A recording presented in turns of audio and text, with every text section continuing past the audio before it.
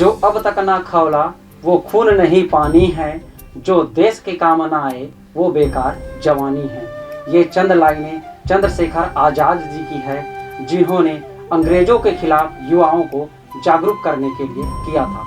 आज के परिदृश्य में भी इन लाइनों की आवश्यकता महसूस हो रही है। आज देश पूरा आज़ादी का 76वां वर्षगांठ मना रहा है। इस मौके को खास बनाने के लिए हमारे साथ उपस्थित हैं ब्रिगेडियर प्रदीप यदु जी, जिन्होंने देश के लिए कई लड़ाइयाँ लड़ी हैं और विदेशियों के, पाकिस्तानियों के धूल चटा दिए हैं। ऐसे धूल चटाने वाले ब्रिगेडियर प्रदीप यदु जी हमारे स्टूडियो में आज मौजूद हैं। सबसे पहले हमारे चैनल में पहुंचने के लिए आपका स्वागत है। बहुत बहुत धन्यवाद। प्रदीप यदु जी, हम सबसे पहले आपसे जानना चाहेंगे, ऐसी कौन सी बात थी, ऐसी कौन सी चीज़ थी जिससे आप प्रेरित होकर के सेना में गए? इसके लिए मैं आपको आज से तकरीबन 60 साल पहले ले जाऊंगा। 1962-61 की बात। उस समय एक हिंदी पिक्चर आई थी हम दोनों, और उसके बाद आई थी हकीकत। ये दोनों पिक्चर में एक सैनिक की गतिविधियों को दिखाया गया था, और मुझे आज भी याद है कि इन दोनों पिक्चर्स को देख के मेरे जहन में था कि मैं भी बड़ा होकर सेना में ही जाऊंगा। उसके बाद एक और घटना होती गई कि जैसे जैसे मैं, और ये जो है मैं 4वीं या 5वीं में पढ़ता था, जैसे धीरे धीरे मैं बड़ा होता गया, और जब मैं 11th में आया, मैं बैडमिंटन मध्य प्रदेश के लिए खेलता था। जबलपुर में टूर्नामेंट चल रहा था, वो ऑर्डिनेंस फैक्ट्री में। तो जब मैच चल रहा था तो कुछ देर के बाद मैच एकदम रुका, तो मैंने देखा एक बड़ी ग्रेसफुल लेडी, एक अधेड़ उम्र की बड़ी संभ्रांत महिला वो एंटर हुई और कोर्ट के चारों तरफ चल के अपनी जगह में बैठ गई। जब वो बैठ गई तो मैंने देखा कुछ युवा वाइट ड्रेस पहन के और एक अपना मरून और रेड ब्लेजर पहन के सब इकट्ठे एक साथ खड़े हुए, उनको विश किया और बैठ गए। मुझे नहीं पता था ये युवा कौन है, लेकिन मैच के बाद मैंने पता किया कि युवा ये कौन है। तब मुझे बताया गया कि ये आर्मी के यंग ऑफिसर्स हैं जो वहाँ जबलपुर में ट्रेनिंग में आए थे। उनका डिसिप्लिन देख के, उनका एक बॉडी लैंग्वेज देख के, और उनका महिलाओं के लिए रिस्पेक्ट देख के, मैंने कहा, जो मेरे दिमाग में बैठा था कि फौज में जाऊंगा, उस समय बिल्कुल डिसाइड कर लिया कि मैंने फौज में ही जाना है। और उसके बाद फिर यूपीएससी क्लियर किया, सर्विस सिलेक्शन बोर्ड किया और सेना में आया। और 15 जून 1975 का मुझे इंडियन मिलिट्री अकेडमी देहरादून से 2nd लेफ्टिनेंट के पद पर कमीशन मिला, और 30 नवंबर 2010 को 39 साल की सेवा के बाद ब्रिगेडियर के पद से मैं रिटायर हुआ। जी ब्रिगेडियर साहब, सबसे पहले हमारे दर्शकों को वो बात बताइए कि इस दौरान, ये जो सेवा काल के दौरान, ये महत्वपूर्ण आपकी जो सेवाएं रही, इस दौरान आपने कौन कौन सी लड़ाइयाँ लड़ी? कोई भी सैनिक होता है, उसको जो ट्रेनिंग दी जाती है, वो लड़ाई में सफलता के लिए वो ट्रेन होता है। और हर सैनिक का सपना होता है कि उसे भी किसी लड़ाई में या ऑपरेशन में हिस्सा लेने का मौका मिले।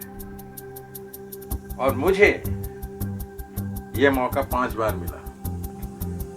जब लड़ाई शुरू हुई श्रीलंका में, वहां पे हम थे, ऑपरेशन पवन, सक्रिय लड़ाई में हिस्सा लिया। उसके बाद लाइन ऑफ कंट्रोल में, LOC में, जम्मू एंड कश्मीर में पाकिस्तान के खिलाफ थे, वहां मुझे मौका मिला।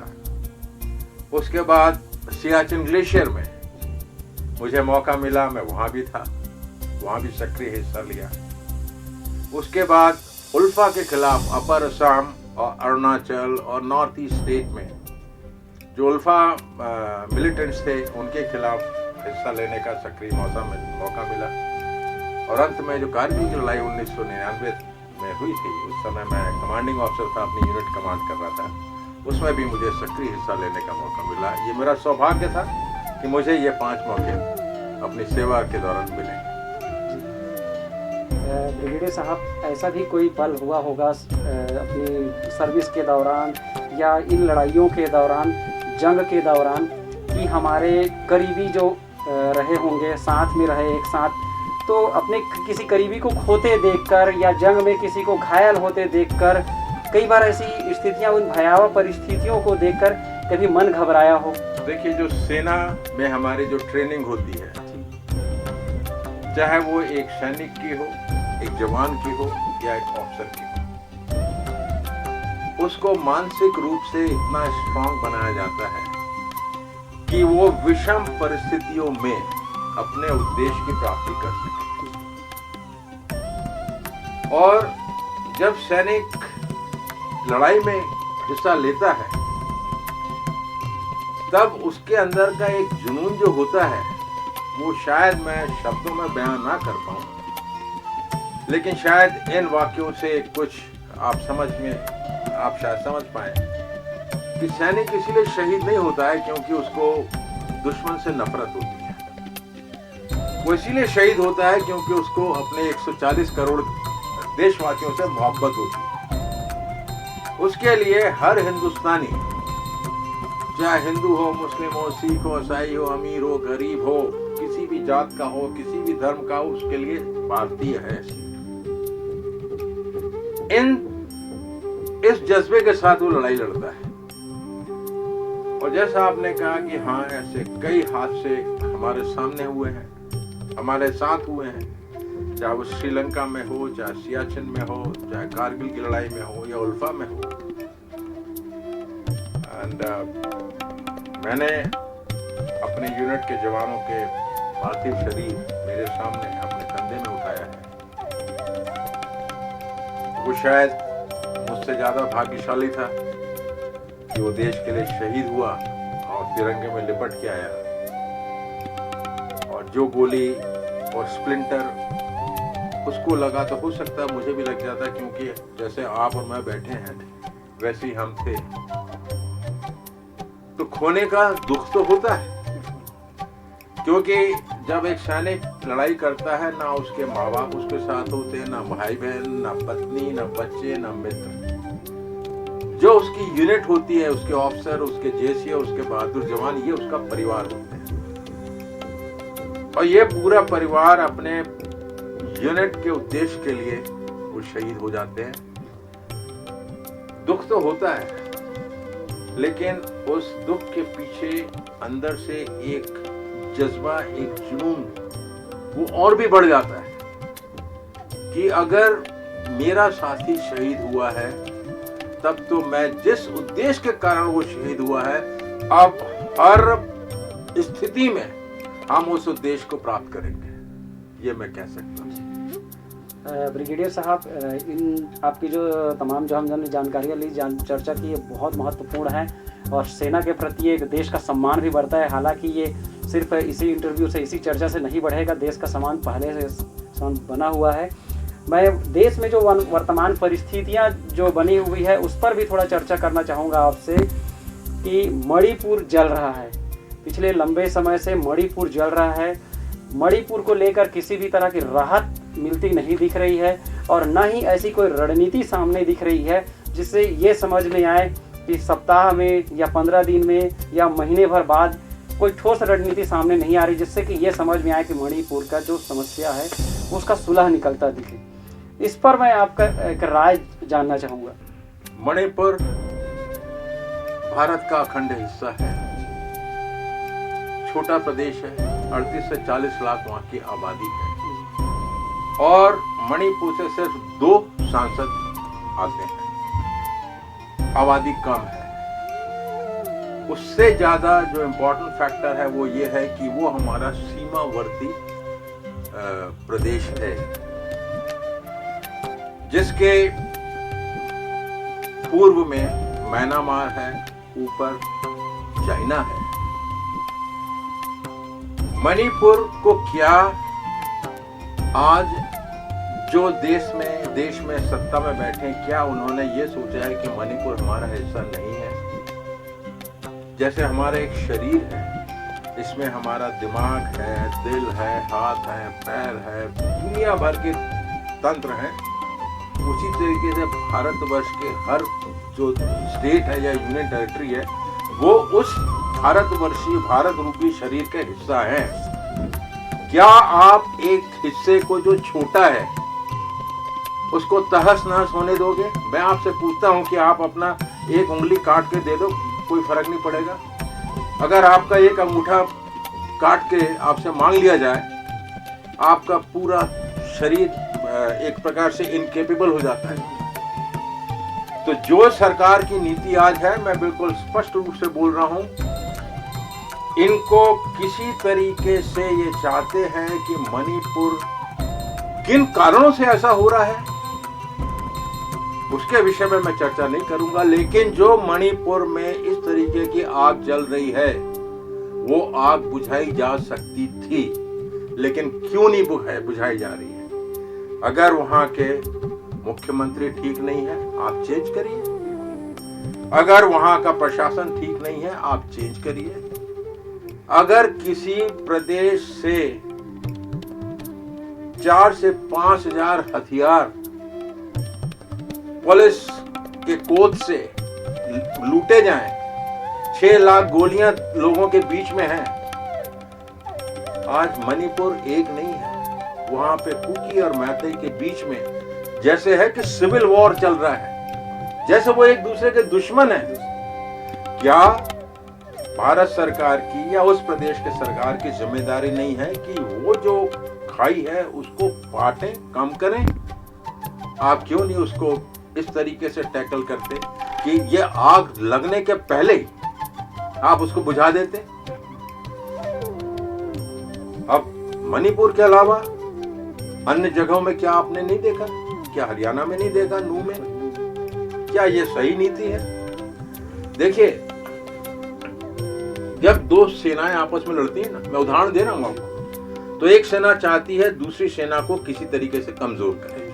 अब वो कमजोर कर सकती है आर्थिक क्षेत्र में, कूटनीति के क्षेत्र में, या फिर सैन्य शक्ति के क्षेत्र में, या सामाजिक क्षेत्र में। जहां कूटनीति है वो भारत सरकार करेगी कि किस तरीके से दूसरे देश उनमें करें, आर्थिक तौर पे कि दुश्मन देश में कैसे हम उसको सैंक्शंस लगाएं, उससे व्यापार कम करें। सैनिक शक्ति भारतीय सेना की होती कि उसके जो गोला बारूद हैं, हथियार हैं, जो उसकी वेपन इंडस्ट्रीज हैं, उसको कैसे तहस नहस करें। लेकिन जो सामाजिक स्तर पे अगर उसकी शक्ति कम करनी है, तब वही हो सकता है कि जब हम उस दुश्मन देश के लोगों को आपस में लड़ाएं, उनको विभाजित रखें। तो जिस हिसाब से आज देश में काम हो रहा है, ये तो हम दुश्मन का काम कर रहे हैं, दुश्मन को मदद कर रहे हैं कि भारतवर्ष को आप डिवाइड करके रखो। तो मैं बिल्कुल एक सैनिक होने के नाते बहुत दुख है, एक मतलब अंदर आक्रोश है कि क्या हम अपने देश के एक प्रदेश को इस तरीके से जलने दें।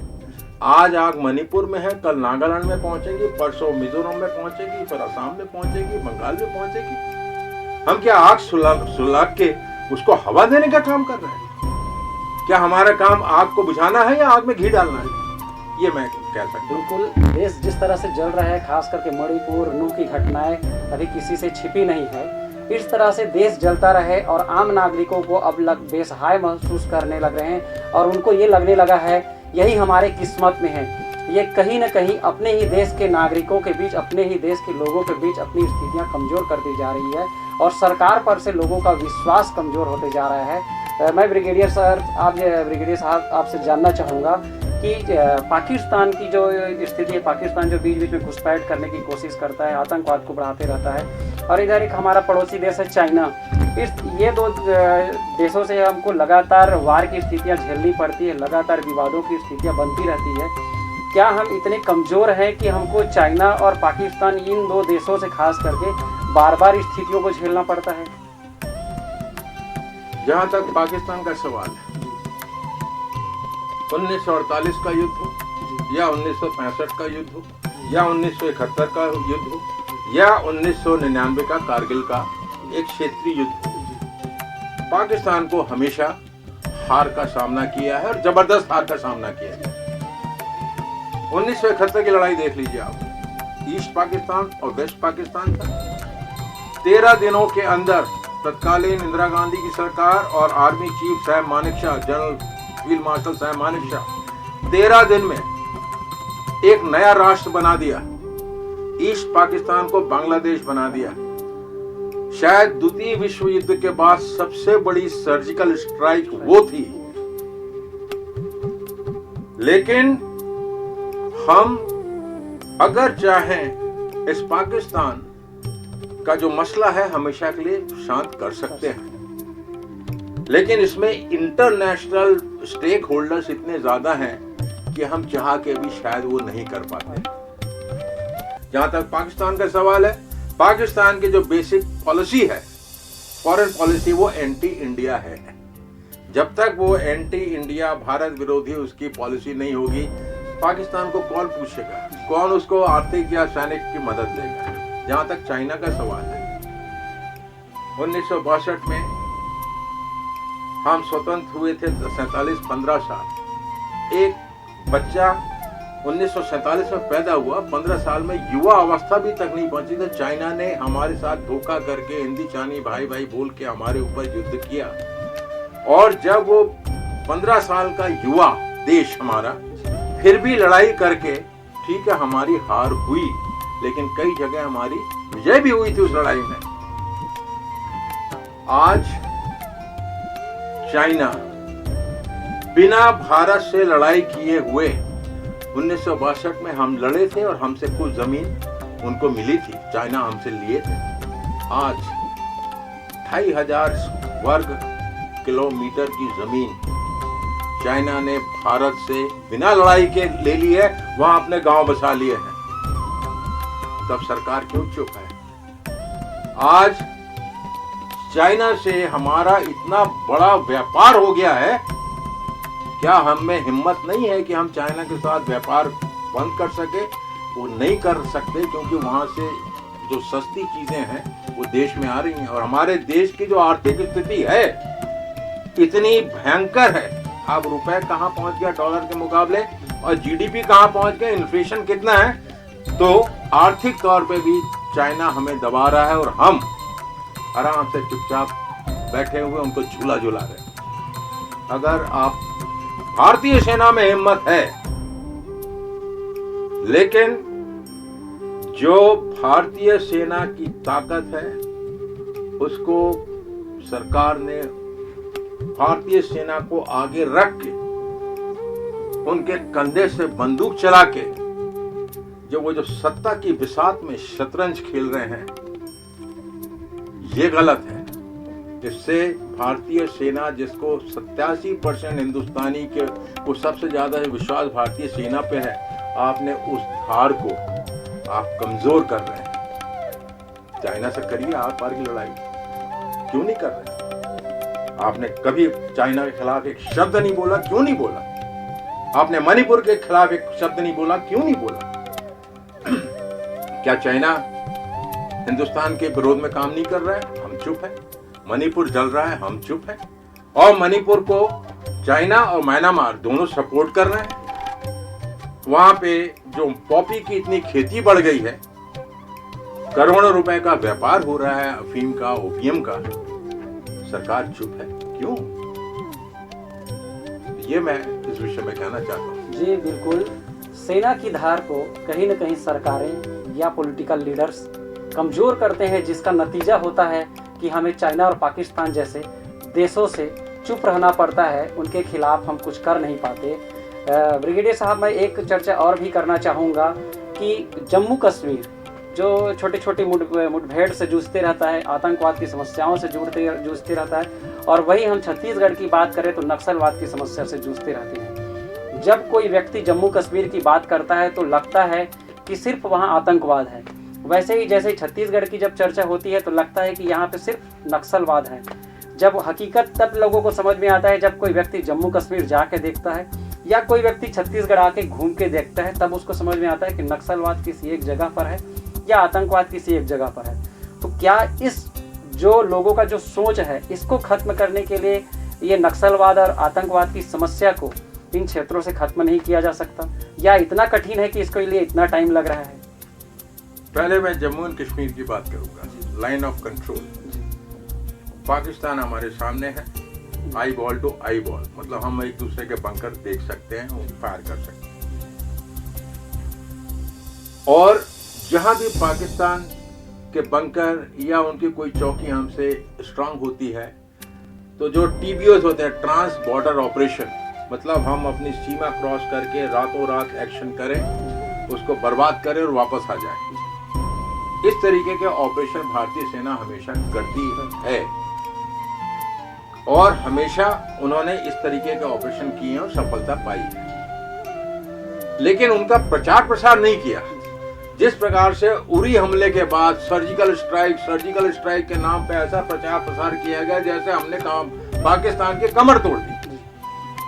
इससे अगर सरकार का ठीक है, उनको चुनावी फायदा हो सकता है, लेकिन वो सेना का अपमान कर रहे हैं, सेना का मनोबल कम कर रहे हैं।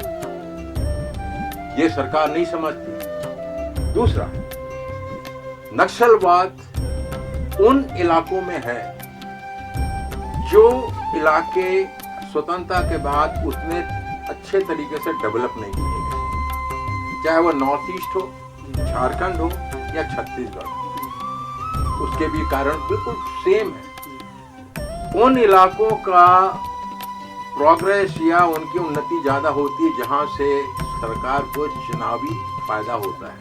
चुनावी फायदा मतलब वहां के कितने विधायक हैं, कितने सांसद हैं, कितने हमारी तरफ आ सकते हैं। लेकिन अगर वहां पे 1-2 सांसद हैं, 2-4 विधायक हैं, तो क्यों करें।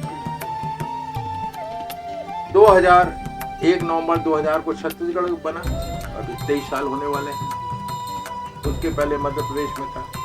उस समय आप देखिए कि कितने विधायक वहां होते थे, कितने सांसद होते थे, पूरा खनिज वहां पर है।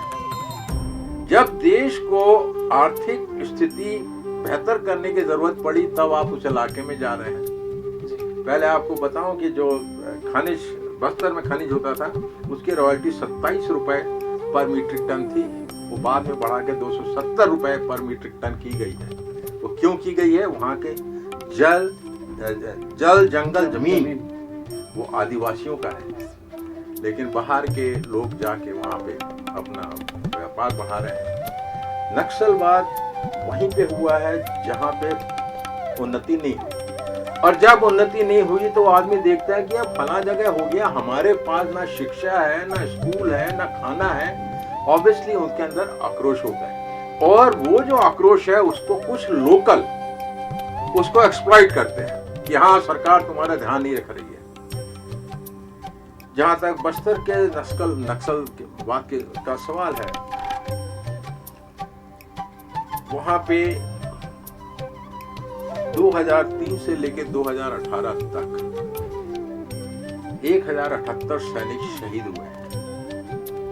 मतलब हर 5वें दिन हमारे सिक्योरिटी फोर्सेस का एक जवान शहीद हुआ है। वहां पर सलवा जुडूम, जिसको पुरानी सरकार ने कहा था कि सलवा जुडूम एक विकल्प है, उस विकल्प में वहां सिविल वॉर हुआ था। बस्तर में 640 गांव जला दिए गए थे, 2 लाख आदिवासी विस्थापित हो गए थे, 800 लोग मारे गए थे।